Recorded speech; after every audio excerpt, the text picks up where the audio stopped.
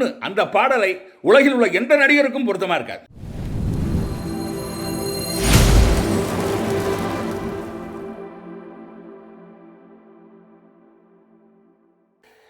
பெருமதிப்புக்குரிய நேயர்களே, அன்பர்களே, Sri media YouTube தவறாமல் பார்த்து பயன்பெறும் ரசிகர்களே, இதே கனினாலே உங்களுக்கு யார் நினைவு வரும்? புரட்சித் தலைவர் எம்ஜிஆர் அவர்களின் நினைவு தான். ஏன்னா பேரறிஞர் அண்ணா தன்னுடைய இதே கனி என்று அறிவித்தது எம்ஜிஆரை மட்டும்தான். அதனால் 1975 ஆகஸ்ட் 22 திரையிடப்பட்ட இதயக்கனி மாபெரும் வெற்றி பெற்றது, மகத்தான புகழை அடைந்தது. அந்த இதயக்கனி திரைப்படம் இப்போது ஜூலை 4 மீண்டும் தமிழகம் எங்கும் திரையிடப்படுகிறது. அவசியம் இன்றைய இளைய தலைமுறை இதயக்கனி படத்தை பார்க்க வேண்டும். ஏனென்றால் பாடல்கள் அத்தனையும் சூப்பர். கதை அருமையான கதை. இன்றும் நாளையும் என்றுமே அந்த கதையை ரசிக்கலாம். அவ்வளோ அருமையாக இருக்கும். அந்த புரட்சித் தலைவர் அதில் ஒரு கண்ணாடி போட்டிருப்பார், ஸ்பெக்ஸு, கூலிங் கிளாஸ், அருமையாக இருக்கும். அந்த காலத்தில் நான் காலேஜ் படிச்சுட்டு இருக்கும்போது அதை தான் வாங்கி போட்டுக்கிட்டோம். நாகப்பட்டினத்தில் என்னை போல பல மாணவர்கள் எம்ஜிஆர் கண்ணாடி, இதயக்கனி கண்ணாடின்னு பேர்.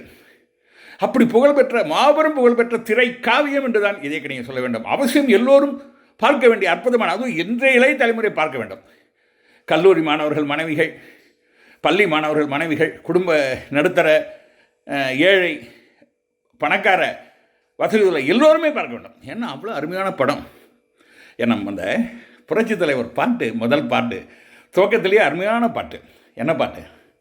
நீங்கள் நல்லா இருக்கணும், நாடு முன்னேற, இந்த நாட்டில் உள்ள ஏழைகளின் வாழ்வு முன்னேற, இங்கு நல்லவங்க எல்லாரும் உங்கள் பின்னாலே, நீங்கள் நினச்சதெல்லாம் நடக்கும் உங்கள் கண்ணு முன்னாலே, நீங்கள் நல்லா இருக்கணும், நாடு முன்னேற, இந்த நாட்டில் உள்ள ஏழைகளின் வாழ்வு முன்னேற.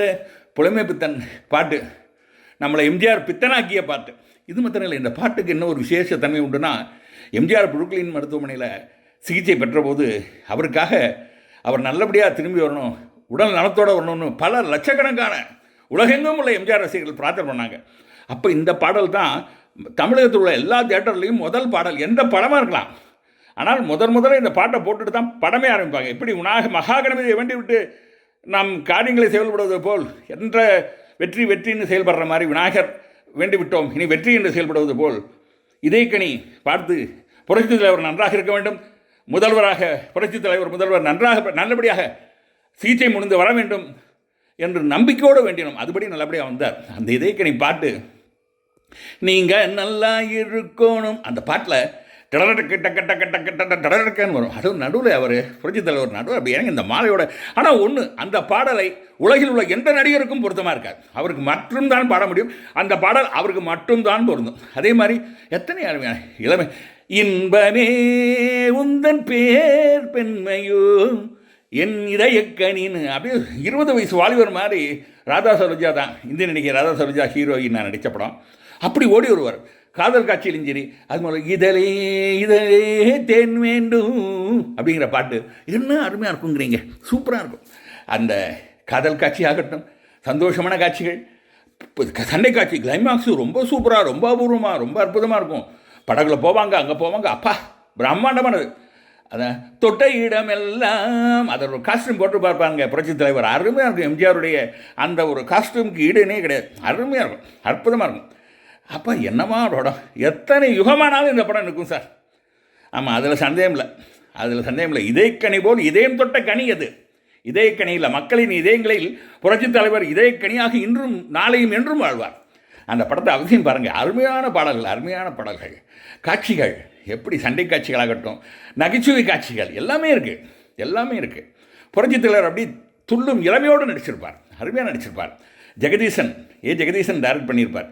சத்யா மூவிஸ் வீரப்பன் எடுத்த அற்புதமான படம், சாதனை படம். சத்யா மூவிஸின் சாதனை படம். எத்தனையோ படம் சாதனை பண்ணது, இது சாதனை படம். அதாவது வாங்கையா வாதியாரையா, அந்த பாட்டு தான் முதல்ல ஹிட், ரொம்ப சூப்பர் ஹிட்டாக இருந்துச்சு.